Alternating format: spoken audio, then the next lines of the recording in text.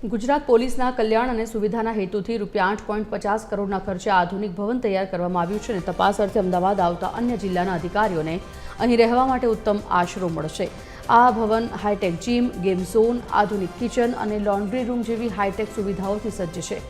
લોકાર્પણ પ્રસંગે ગૃહ રાજ્યમંત્રી હર્ષ સંઘવીએ પોલીસને કડક જાહેરમાં લહેજામાં સૂચના આપતા જણાવ્યું કે ગુનેગારોના પગ ધ્રુજવા જોઈએ અને તેમની ચાલ બદલાઈ જવી જોઈએ। તેમણે સ્પષ્ટ કર્યું કે સામાન્ય નાગરિકોને ડર ન હોવો જોઈએ, પરંતુ ગુનેગારોમાં પોલીસનો ભય હોવો જરૂરી છે।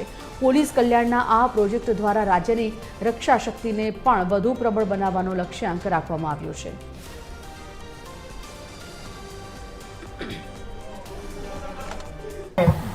અમદાવાદ ગ્રામ્ય પોલીસને મારા 2-3 સજેશન છે, સૂચન અને સૂચના બેઉ માનજો।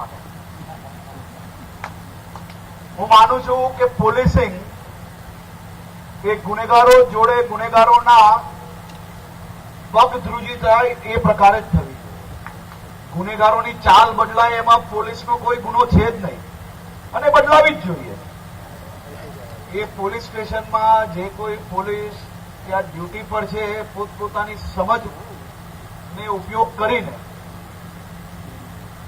સામાન્ય નાગરિકોને પોલીસની ડર નહીં પણ ગુનેગારોને પોલીસની ડર રહે તે જ પ્રકારનો વ્યવહાર એ અમદાવાદ ગ્રામ્ય પોલીસનો ભવિષ્યની અંદર નીચે સુધી જશે તેવો મને વિશ્વાસ છે।